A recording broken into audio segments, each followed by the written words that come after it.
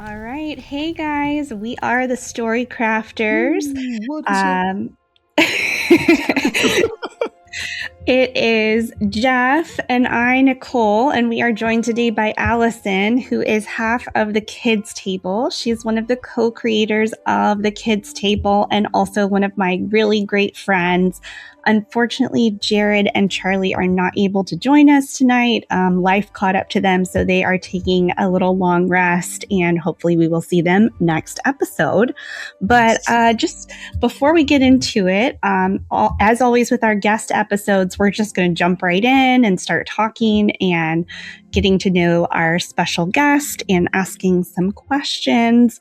But if you guys don't already know the Kids Table, they are amazing. They have a really cool actual play that they do on YouTube. They're in season 3 already, and it's a really great resource to actually see what playing D&D with kids can look like. Their game master is also amazing, Ryan, who is the other co-creator of the Kids Table, and it's a must watch, or at least a must listen for sure. Allison also is co-writing a play to learn sort of D&D adventure book that's coming to Kickstarter soon, so she's going to tell us all about that, I hope. And she does a podcast as well, Area of Effect, which is really great, where they talk about the impacts, the positive impacts that playing TTRPGs has on kids. So welcome, Allison. We're so excited that you're here. Woohoo! I am so tickled to be here. I've been following your journey with the Story Crafters, and I'm just so excited to be a part of it. It feels amazing. Yeah, I feel like it's like at least every other episode, I'm shouting out something of like, oh, you know, what did you do? Oh, we played this by the Kids Table, or oh, I went on the podcast with the Kids Table, or like, oh, I actually got to see Allison from the Kids Table. Like, I don't know. Love that. You know, that's the great thing about this TTRPG community is just that everybody is like so excited about lifting each other up, which I love. There's like no sense of like competitiveness or like anything like that. It's just everybody's kind of in it together and in it for the joy of the game. Yeah, I think that's so true. It's a great community. Yeah, absolutely. I was just on last week. I was on Side Quests and Sidekicks. Oh, nice. And it's just, the community is just fantastic. Like just getting to meet these people and stuff like that, and actually finally having you on the show. It is, you said, it's a tickling and it's just a joy. Yeah, but sorry, Nicole, I didn't mean to jump in there, but it's just you're good. Like, man, this community is just so you're cool. Great. And you're cool, and Allison, you're cool, and yeah, we're all cool. We're just all really cool. We're cool people. and Kurt at Sidekicks and Side Quests was like one of the first. He was the second person that like reached out to us. We were only like a month into the Kids Table, and he was like, "Do you guys want to come on our show?" And we were like, "What?" Yes. So that was when I realized just how cool this community could be. Yeah. Shout out to Kurt. He is so fun. Seriously. Yeah. And his podcast is so unique too. Like he legit like does role playing in the podcast. It's so cool. It's so fun. And I was not prepared for that. Let me tell you. I wasn't either when I went on. I was like, oh, we're doing this right now. Okay. He's like, here's the scene, ready and go. And I was like, oh my God. Okay, here we go. Come up with something quick. Yeah. He like tosses you gently into the river and it just starts flowing and you just go with it. It's very similar to just role playing in D&D. It really is. It feels authentic in the moment. A little bit scary, but very authentic and very fun. Yeah. Oh, that's awesome. Okay, well, because I don't want to like get caught up talking about other stuff and forget, Allison, tell us some more about the Kickstarter that's coming up. It's in June, right? So it's like a few weeks away. A few weeks away. Yeah. Thank you. Because I tend to get very sidetracked and rambly. The Kickstarter. So this, we are writing this family Dungeons and Dragons starter set. It's a learn as you play adventure. And the concept for this came more than a year ago. Ryan and I had kind of been kicking around a thought like, oh man, how great would it be if we could write basically a version of the D&D starter set, but targeted for kids and their grown-ups, because like the official D&D starter set is for ages 12 plus and is just too overwhelming for little kids or for parents trying to teach their little kids. So we were like, oh man, what if we could do something like that? But Brian and I are great at writing stuff in a Word doc and throwing it up for digital download. We are not great on the like production side. So the wonderful folks at Emberglow Gaming, Megan and Trevor, a husband and wife team, we had been in touch with them. We'd been kind of doing some like ads for them. They'd been sending us some samples of their products to use on the show and stuff like that. And so I was just kind of checking in with them and randomly mentioned that we like had this dream, but didn't know how to make it a reality. And Megan responds saying, oh my gosh, no way. Trevor and I have been talking about wanting to do a starter set for families, but we don't have a writer, but they do have the production down because they make D&D accessories that are like super high quality, amazing accessories. You should definitely look up their website if you haven't. Just everything that they make is like degrees better than any other version of that item that you would get. They really put a lot of thought into the utility of each item that they make. Like for instance, the DM screen is like magnetic, so you can stick up your little notes on the back or little initiative trackers and stuff like that. So we were like, well, should we do this together? And we decided to go for it. So this has like been a year plus in the making of us writing this Learn as You Play. So we kind of delegated it with Ryan being more of the creative writer. He wrote most of the story, although we did like collaborate some bouncing ideas around. And then I was mostly the technical writer, trying to condense Dungeons and Dragons 5e rules into like little bite-sized pieces that would pop up exactly when you need them in the story. So there's no need to like read through the whole rules before you start. It's designed so that brand new players and brand new DMs can just jump right into the adventure. And then when a rule becomes relevant to the story, it will introduce that rule in what's hopefully a clear and concise manner. And then you'll be able to just like apply it immediately to what's happening in the story and then move on to the next piece of the story. So Ryan and I both have backgrounds as educators, so we were able to kind of use that experience and that skill set to kind of developmentally target this in a way for kids ages like 5 through 14. It's somewhat adaptable based on the kids' age and experience level with D&D. But we think we've been having playtesters try this out and have been getting like a lot of great feedback on it and are kind of in making kind of the final revision stage right now. So we're very excited to see it launch in just 1 month. Oh, that's so exciting. And like the brilliance behind that of like, you just get to start playing. You don't have to read a bunch of rules at the beginning. Like I feel like that's what busy parents are looking for. Mm-hmm. And I know it's kind of a mixed bag, but I feel like for me, a lot of the parents that I end up interacting with, like as game master mom, are parents who, for whatever reason, their kids are into D&D, but they've never played before. Yes. So the fact that that's going to be like an easy entry point for a parent or another adult in a kid's life that's never played, let alone run a game, I think is brilliant. Well, thank you. Yeah, it was kind of in response to a lot of comments we were getting in people that were like watching the show saying like, oh, my kids really want to start playing D&D. They heard about it from Stranger Things or wherever they heard about it. Right. Mm-hmm. And, they asked me to DM, but I don't know where to start and I don't have time to read through the player's handbook. Right. So this is kind of our solution to that. Yeah, I think that's also like, that's really smart of you to include like the rules learning to play with the adventure. Because like if you look at like the regular like learn to play type things, like from Wizards of the Coast, like officially, you do have to buy the player's handbook, or well, if you're the GM, the Dungeon Master's Guide.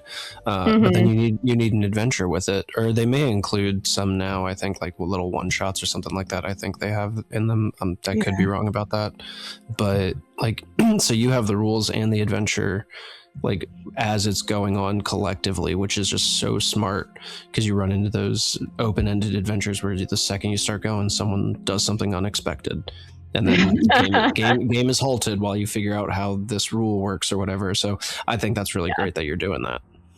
Oh, thank you so much. Yeah, the idea is that if you buy the set, that you don't have to buy anything else, that it just has everything that you need included. Yeah. That's so thank great. you. I love that. What's actually, and don't tell secrets that you're not allowed to tell, but if you can tell us. Yeah. So like any Kickstarter, there's like multiple tiers. So it's kind of like build your own, because if you're somebody that's experienced and maybe you have all the accessories already and you're just wanting just the book, right, to play with kids maybe for the first time, you can do that. So it's kind of modular in that sense. So these are not like finalized, but right now, like the first tier is just the PDF of the book with some printouts. The second tier is just the print book with the character sheets and the printouts. And then the third one is like the basic set, I guess I would call it, which is like a really nice box with the hardcover book, the 4-panel GM screen, which I can show you. Ooh. It's gorgeous. We have a fantastic illustrator, Sarah Turner, who like made this whole story come to life. Oh, it's so brilliant. Pretty.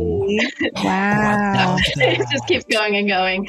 Yeah. And like once you've played the story, the more of the story you've played, the more like little Easter eggs you see in here, which I just think is so cool. And like I said, like this is not flimsy cardboard that like your toddler is going to throw on the floor and it's going to bend. It's like, it's thick and it's like kind of heavier than a normal DM screen because it's both magnetic and dry erase. So you can, write notes on it, or you can clip different things on it and stuff like that. So you get the back to what's included. The DM screen, you get the magnets to like hold on your different things. You get the printed character sheets and species cards, and then everything else comes as PDFs. Or you can get the deluxe box, which includes all of what I already said, plus the dice sets, the double-sided hardboard battle maps, laminated art scenery that clips onto the front, because kids are always wanting to see the picture in the book. And it drives me crazy because I have to cover all the other information to like show them the picture. But this way you can just like clip it onto the front. So smart. And what else is there? The initiative trackers and wooden meeples. So some of these things are also available as add-ons. So like if you just want the book and then some dice, you can do that. Like it's kind of like mix and match. But that's basically what's included. I should probably explain the character sheets because they are somewhat simplified. If you are somebody that has used our simple character sheets that we have available online, they're slightly more complex than that, but still way simpler than a 5e character sheet. And we're including symbology on it. So even if you have like pre-readers in your group, once you kind of point out the different things, they should be able to know, like the heart is where to find your HP, right? Stuff like that, and hopefully not get overwhelmed by the rules. So the players, like part of the adventure is character creation, because that's one thing that is super overwhelming to new DMs, and you have to do it right away before you even get to the good stuff of starting to play. So we included that as part of the adventure, like selecting the characters. And so you'll choose your class. There's 4 classes available, and then each class has 2 different backgrounds because we're playing by like the 2024 rules.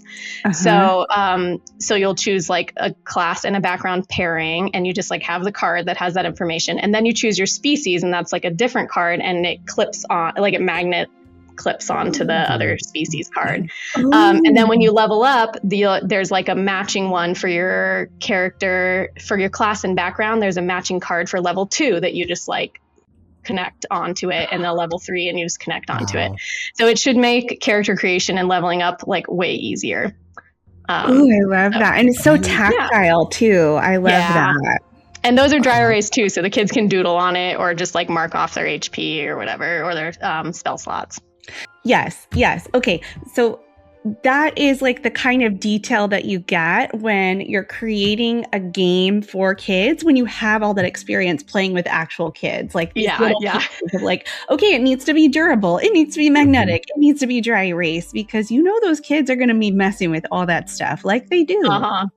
Yep. Yeah, exactly. I'm even thinking about like, can we like format this to regular D&D games? Because with my crew, I'm like, y'all are like kids sometimes, man. Like, let me get you some slappable magnetized level, you know. Then you also get the added satisfaction of de-leveling them, you know. Right. That's a very punitive D&D game. You lose your magnet. Yeah. Give me your star. Yikes. Oh, gosh. Yeah, that's it. Yeah. Oh, that sounds so cool. I'm so excited to see it. And I don't know. I'm excited to play it. I feel like it's just so many good ideas all in one place. And I have played maybe not all, but definitely most of the like PDF, like the digital adventures that you and Ryan have made, that like the 15-minute D&D and stuff like that you guys sell on your website for very cheap, y'all, if you're interested. They're very inexpensive. Yeah. I've played most of those and they're so good. Like, I just love all the mechanics that end up getting like used in it. It's always very like physically active, and there's usually like building, and I don't know. I love the way you guys write games for kids, because I feel like they definitely come from the perspective of parents and educators who know how kids are and like what keeps their attention and what doesn't. Yeah, thank you. I'm glad you mentioned that, because I should probably mention that the book has 5 chapters, and then there's kind of like a intro piece, which is like the character creation part. But mainly it has 5 chapters, but each chapter is broken down into 3 segments, because we knew that people playing with little kids wouldn't be able to play the full chapter at once. So so we built in like convenient break points if your table needs that. So each of the like 3 parts should be around like 20 to 30 minutes, which hopefully you can get your crew to focus for that long. And if not, then you stop before then. But that's how it's designed. And each chapter has a role play segment, a puzzle segment, and a battle segment to kind of suit the different personalities and the different ways that different kids like to engage in the game. So there's a little bit of something for everybody. I love that. That's really smart. Mm-hmm. The Kickstarter that you're coming out with, is it set? Do you guys have like a homebrew world that you guys have? Is it an official like setting? Like, is it woven into your guys' current campaign? What's the setting? No, this is like its own unique setting. So we used like the SRD, and then everything else is homebrewed. I have the prototype. Ooh. Here. This is the cover of the book. Oh, I love it. And we have like fun little talking animals. There's like our little axolotl historian and our little capybara engineer. And then our kind of South American inspired dragon.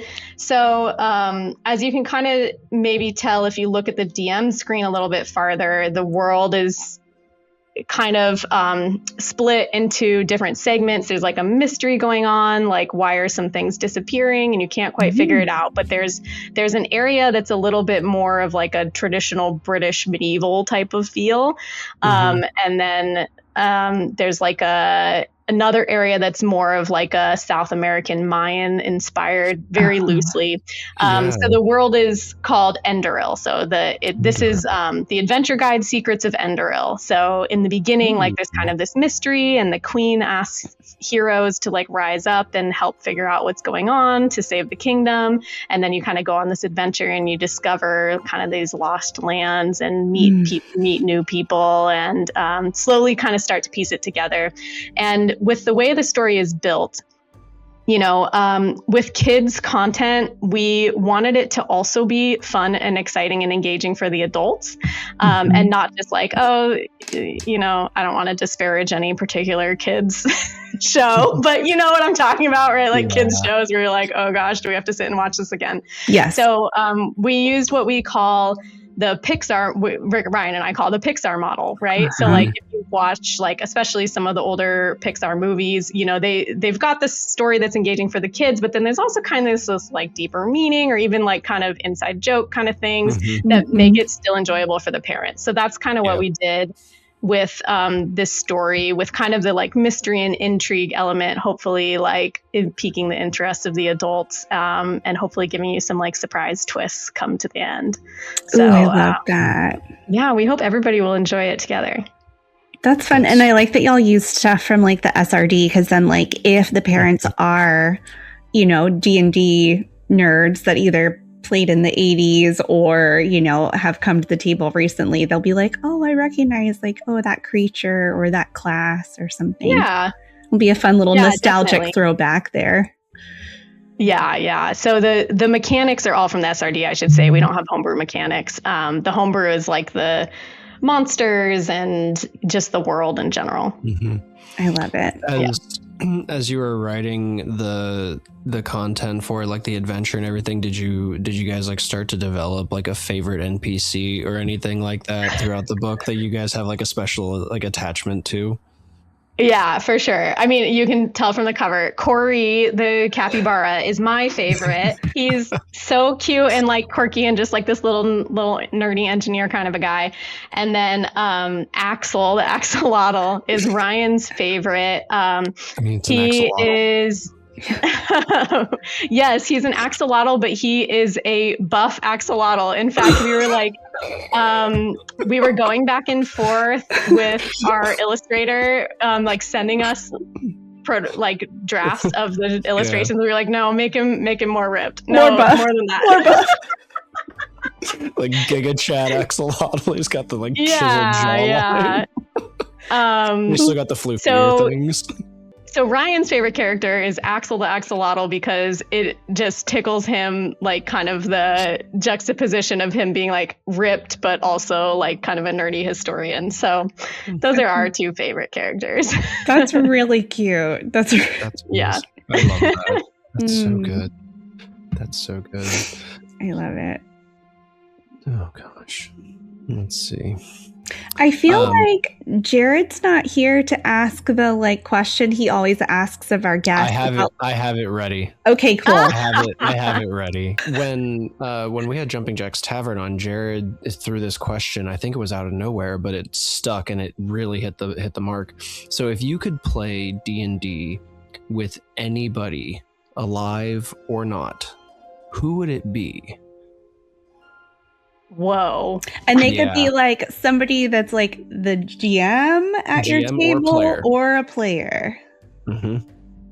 Oh my gosh, that is like such a hard question. I feel like I would want to play. Okay, so I was talking earlier about how players have different play style preferences, right? So I like the character development and the role play. So I feel like I would want to play with somebody who is an actor because I think they would deliver the experience of the role play for me.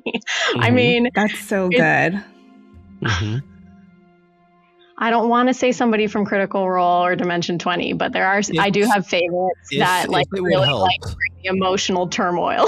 Yes. If it would help, I can kind of jumpstart you a little bit because I think it is a hefty question, and the more you hear it, the more you start to think about it. Because when this first came on, we all had answers, and we're like, no, wait, I changed my answer actually, and I've stuck on my two that I've changed to. So to kind of help springboard you, so I as a player who I want to play a game with, I want to play a game with Henry Cavill. I just think that would be fantastic, I mean, who doesn't? Right? Like, yeah, all you ladies out there, yes. Who You're right. You're right. Yeah, right? But that was the correct answer. A nerd level, like his level of nerd, he like missed Superman because he was raiding in World of Warcraft. Like that's right up my alley. Like, let's go, dude. And I think he just deliver an insane player perspective. And as a GM, I want Edgar Allan Poe to GM like a dark, gothic, rainy game with like the like blackout everything. We have like candles and stuff going, like just have this gothic game going. And I think that'd be so cool.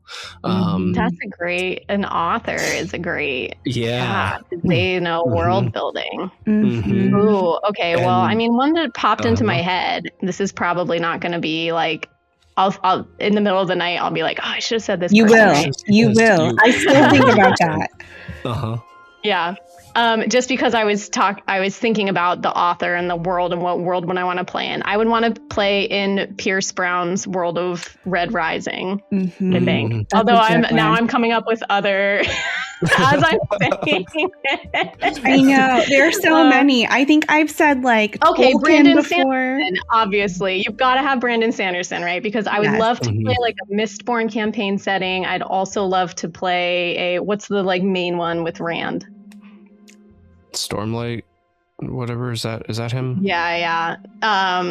Well, that's his anyway, I just would love anything by Brandon Sanderson, right? Because actually I think that Brandon Sanderson stands out to me as an author. I read a lot because I think he writes male characters and female characters well. I think that a lot of times authors write their own gender perspective well and kind of fall a little bit short with characters of another gender. But I have been impressed with Brandon Sanderson. So yeah, that's going to be, I'm going to go with that one. Do you believe that Brandon Sanderson is Taylor Swift? No. Have y'all not heard that fan theory? But I have seen the theory. Have they ever been plotted together in the same room? No, they haven't. So, so therefore, great storytellers. What? Yeah. I don't know. It's a stupid theory. I don't Join actually us next time where we really divulge into the aspect of is Brandon Sanderson and Taylor Swift the same person? Join us on the next episode of the Story Crafters. I think that podcast has been done many times already. If you Googled it, you would probably find a bunch of people talking about it, Jeff. That is ridiculous. What? I didn't make it up. The Swiftie lore is too much for me. Where's Charlie? I know, right? The Swift Nation himself. Like, Charlie is the ultimate Swiftie. He is. Yes. Anyway, okay, that was. Oh my gosh, that was too much. You can edit that out if you want, Jeff. That was awesome. I do want to. I'm thinking more about like who else is at the table. Can I share a little bit more? Keep Have going. you guys seen the Tales from Wood Creek TTRPG series with Deborah Ann Wall as the GM? No. Oh yeah. I haven't seen like in its entirety, but I've seen like clips of it because she shows up on my Instagram feed for like D&D stuff. Yeah, of course. So she and the Dungeon Dudes like created this series. It's like they in like kind of interviews about it, they were talking about like there's so many actual plays out there. What can we do that's different? And so there's this like I'm going to like butcher how to explain it. Like it feels to me almost like watching a stage play, but it's also D&D like improv role playing at the same time. And also it's kind of like an escape room. So like they rented out this whole old town and the story is like kind of this like old mining town, kind of creepy ghost mystery story, but you're like in these old historic buildings. And so you like really get the vibe. So like the main area they start in is like this old schoolroom. So the players are literally like sitting at the desks in these old schoolroom. And when she's like portraying the teacher, she's like up front in the schoolroom, you know, and then like things happen in the room where there's like sounds or like something will appear in the room or something. And so you're just like there in the space. So like, I want to have that experience. And plus they had amazing guests. They had, the actor who plays Miss Marvel. Oh, okay. The actor who played Iman Vellani, I think is who that was. Okay, again, I feel like I've never heard that name before, but yeah, Miss Marvel. Okay. No, I know. I don't know. I gotta make sure I'm accurate. Wasn't that the dude who played Ezra? Yeah, Iman Vellani. Okay. Yeah, and they had like Anjali Bhamani was in it, and like a lot of other like really cool. And I liked that. It seemed like anyway they tried to bring on people. Some of the people were experienced D&D players, but some of the guests had not played before. So I liked that because it gave them an excuse to explain the game while they were playing it. And so I thought that was a really cool aspect. Anyway, so I want to play like that adventure and then also have Brandon Sanderson there for some reason. Yeah. Why not? Absolutely. Yeah. I love it. That's my answer. That's fantastic. Okay, what is that called again? Because I need to watch that. That sounds incredible. Tales from Wood Creek. Tales from Wood Creek. Okay, we're just going to put that in one of the tabs. Yeah. Because that Yeah. sounds I just did amazing. the same thing. I know That's what I'm going to be doing while I'm painting now. right. Oh, that's Mhm. so cool. Oh, I yeah. mean, talk about immersive. That's so cool. They rented out a whole town. Like, oh my gosh. Yeah. Wow. That's next level meta D&Ding, like, and I'm here for Absolutely. it in that aspect. Like, that's cool. Yeah. That's cool. I'll put it in the show notes too, since we're talking it up so much. Awesome. Other people can check. Yeah, be it out like, too. Tales from Wood Creek, hit Allison up. Right? Yeah. Invite her to come on Yeah. and play. Yeah, that's fun. I feel like those are excellent answers. And Yeah. yes, you will think got there about eventually. it more for the rest of your Mhm. life and be like, oh, but what about this person? Oh, I should have said this one. I think I I change want to my know answer what like your every time. current polished answers are, Oh, having had time to think about it. I keep coming back to like Tim Burton. Mhm. Uh-huh, okay. that'd be good. That one, just because I feel like that's like a whole aesthetic, it would just be really like creepy cute, and I really like that. Okay. Tolkien, obviously. I feel like when I'm being lazy, I say Tolkien because he's just such a good world builder. I mean, yeah, he took his worlds are so deep because he took so much time world building. I mean, inventing languages. Yeah. I think if I were to change mine, I was just thinking about this. If I had to swap one out, Edgar Allan Poe is still my GM, no matter what. Yeah. But for some reason, like I went down. I would like to play a game with Daniel Radcliffe. I think that'd be hilarious. That Because, would be like, fun. have you seen him in like other stuff besides Harry Potter? Yeah, he's really creative and funny. And but like, what is it, Guns Akimbo or whatever it is, where he's got like the hands that are all wacky. I'm like, dude, I want that energy at this table right now. Like, whatever wacky thing you can come up with, like, let's feed off. Just fully commit to the crazy. Exactly. I think that'd be so Good funny. one. I feel like almost anybody who's done like Broadway musicals, like I'm here for that. You could come to my table. That would be a fun time. It'd be so much fun. Could you imagine the Hamilton playing D&D? Oh my gosh. Yes. That would be crazy. Yeah. Nicole, did you have anything that you wanted to ask real quick? Because I've got a couple lined up if we need something here. Yeah, go ahead, Jeff. So we're all parents right now, right? And so as you've been playing D&D with kids, this question's kind of twofold. One, what has playing Dungeons and Dragons and teaching Dungeons and Dragons to kids done for you as one, as a parent, and two, as an adult in general? And the second part, so the adult and parent kind of go hand in hand. So what has it done for you as a parent and an adult? But then the second part is we as adults kind of view our imagination in a certain way, right? What does a kid's imagination bring to the table that kind of reignites that love of fantasy and crafting and like world building and stuff like that? Okay. So I'll try to remember both questions. Like 4 questions. Big question. Big question. Only but like 4 questions at once. I was never good at math. It's playing the bite sizes. We'll get there. I was really happy about this question. I was like, well, that's a good one. It is good. I love it. Okay, so what has playing D&D with kids done for me as a parent and a human adult? Yeah.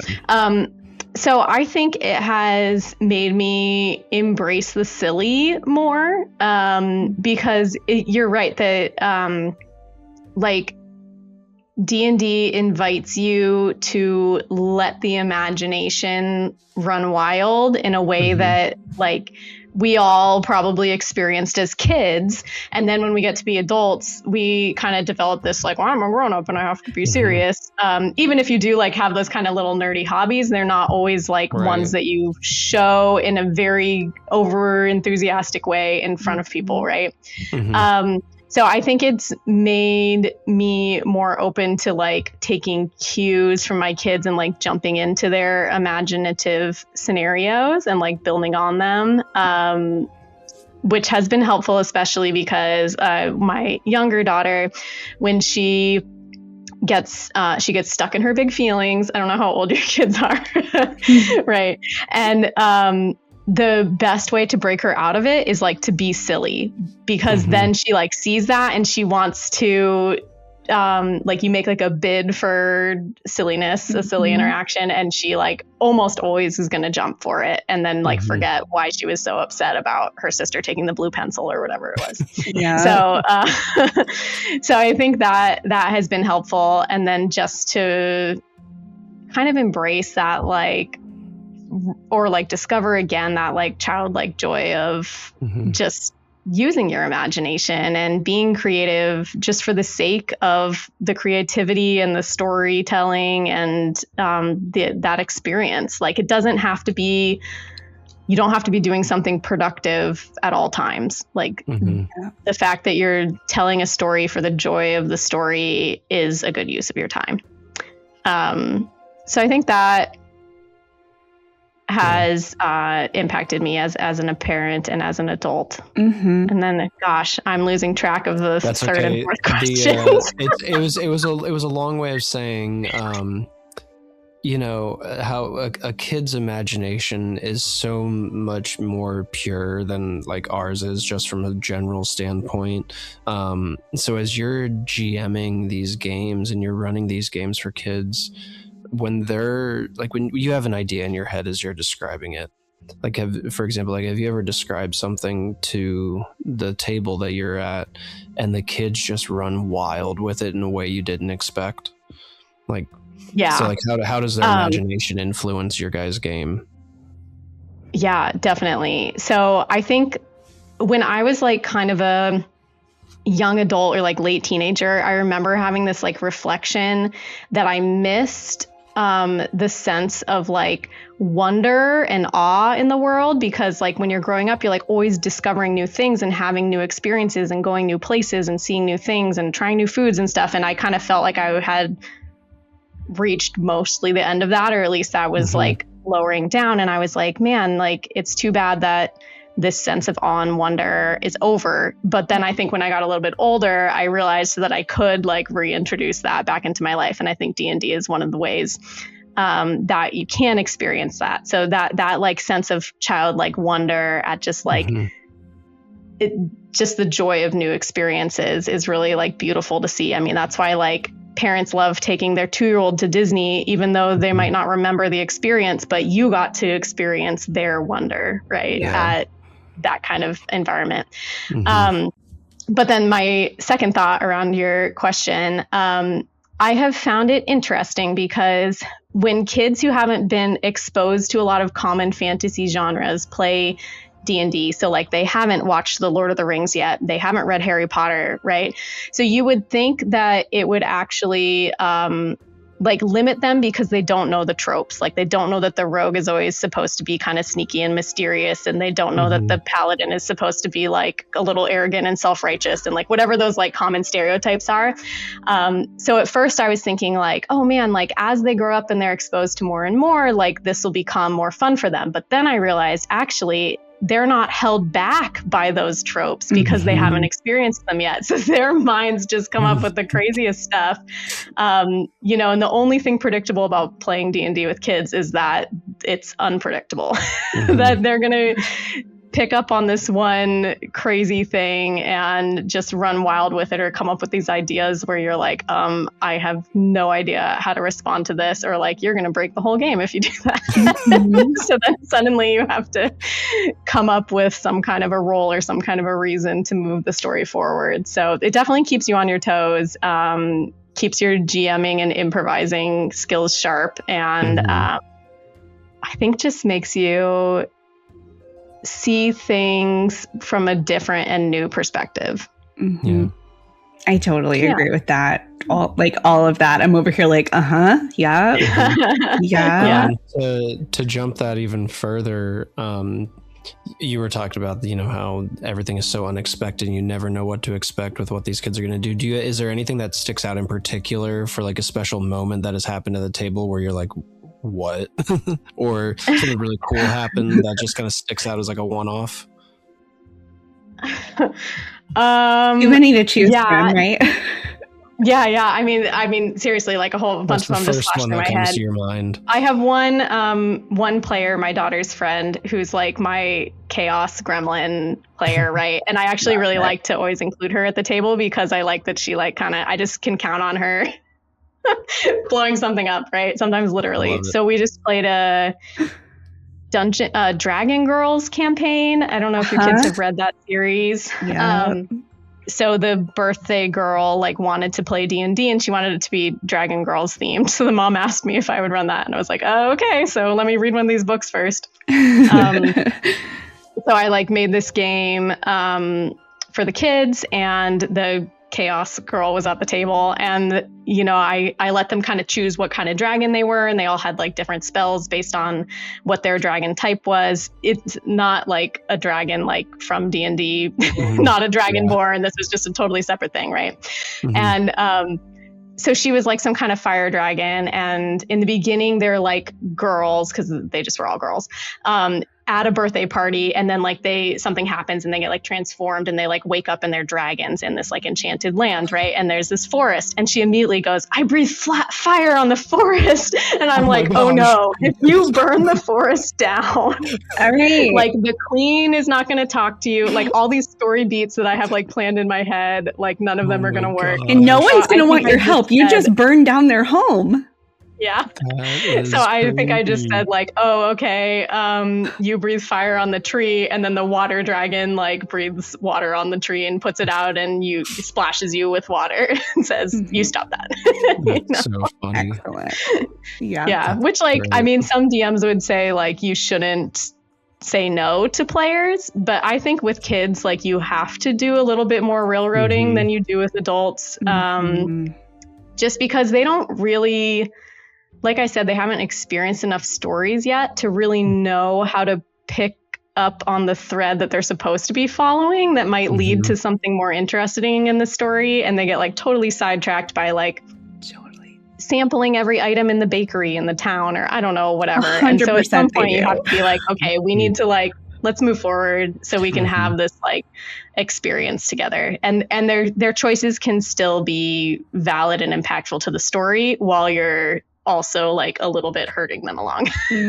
Yeah. I like that. Like hurting sounds nicer than like railroading, but it is like that. I feel like it's a different balance of like totally open world sandbox and like, a more traditional, like less open world game that's kind of like, okay, you do this and then this and then this. Like there's still a lot of choices, but the choices do need to narrow to a point that stays in the story so that we do something other than sample all the things in the bakery, or go inspect that little piece of rock on the floor for like half an hour, because they will. They will. Yeah, and I think with kids, unless you're playing with just your family members, you can't think of it like you would think of an adult campaign that has like infinite sessions, right?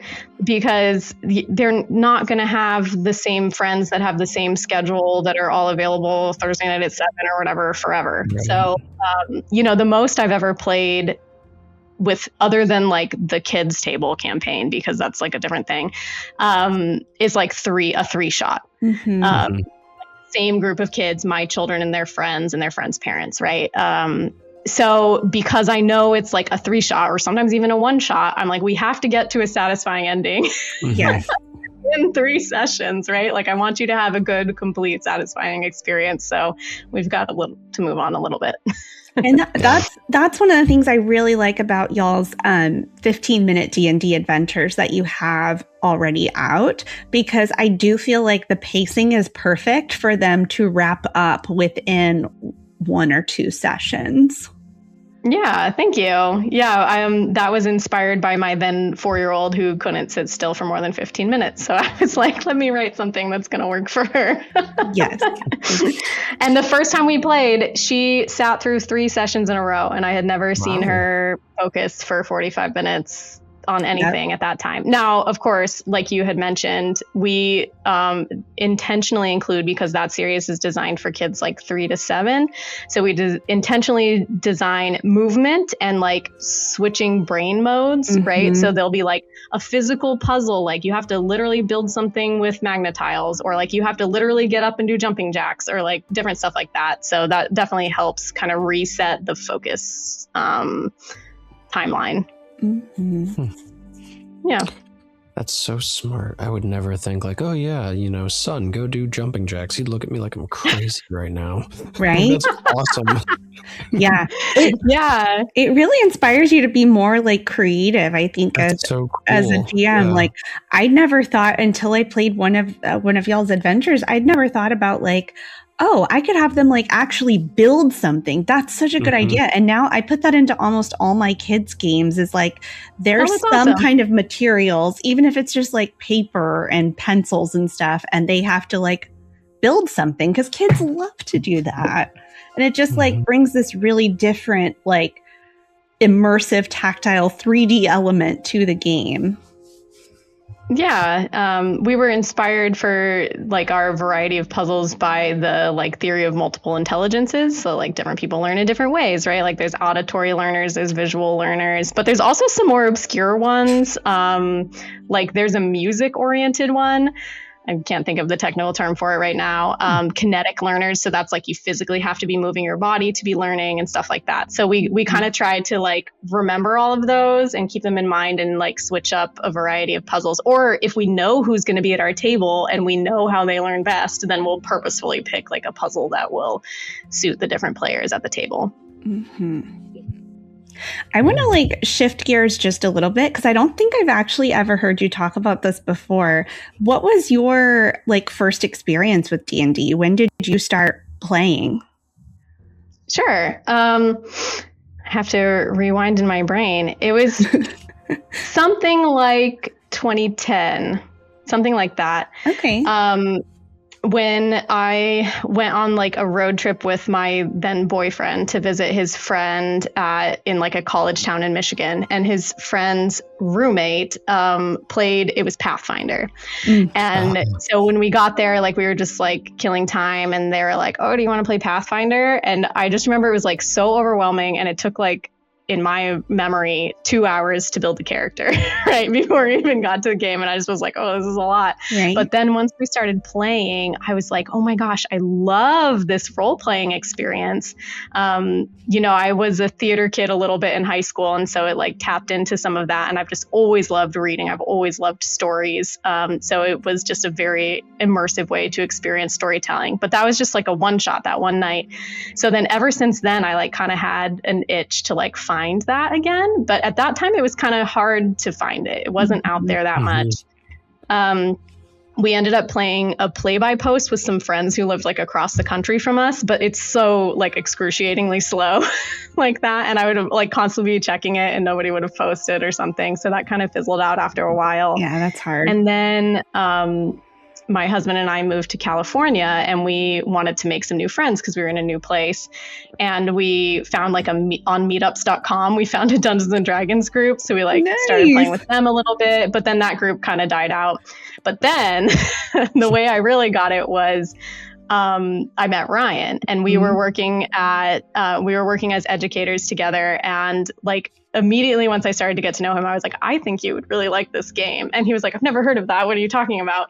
And so he says we tricked him. Yeah, we tricked him into coming to a one shot at our house when I think my husband, Rick, DM'd, and I was a player and Ryan was a player. And like I knew he would, he got hooked on it. But then we essentially tricked him into becoming the DM. Yes. And that started an 8-year campaign that only ended up dying out when I moved to Florida, and then we were on opposite coasts. But that's wild. That was epic. It was actually like a parallel universe campaign where there were like 2 different DMs, and we like kind of switched back and forth, and we like had different characters in different worlds, but then we would encounter like the clones of our characters in the other world. It was very cool.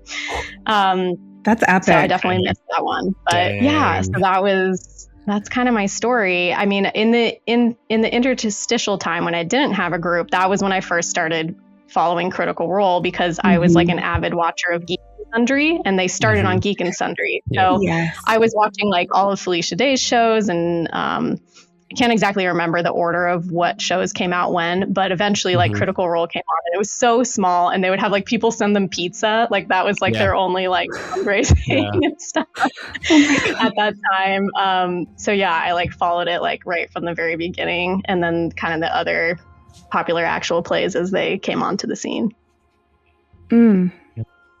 Yeah.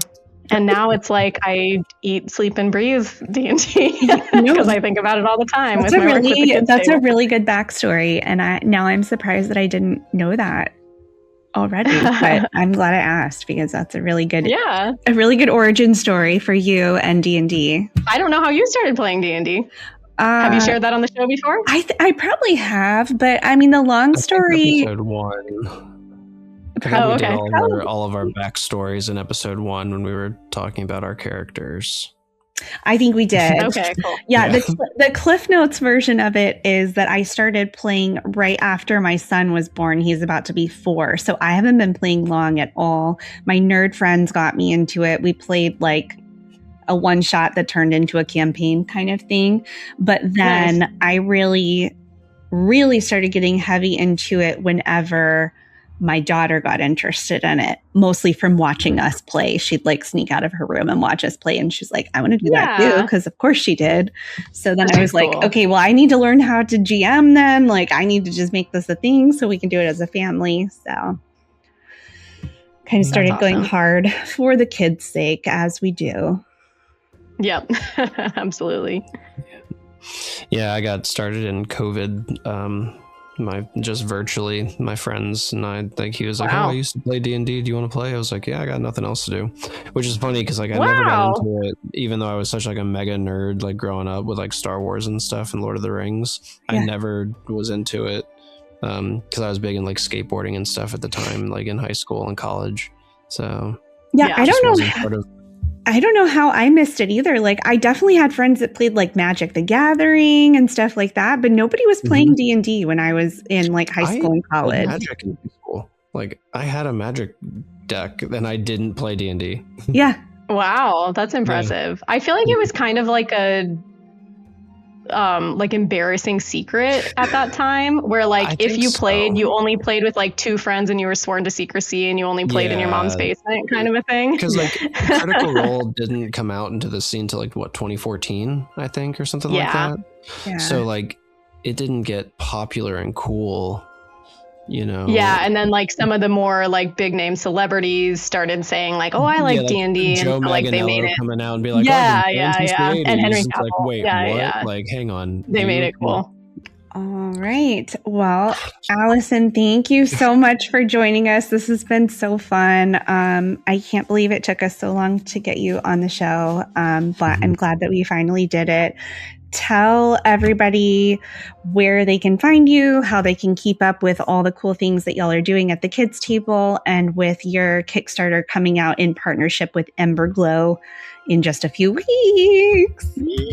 Aw, thanks for having me. It's been a true pleasure to get to chat with you guys about all these nerdy fun things.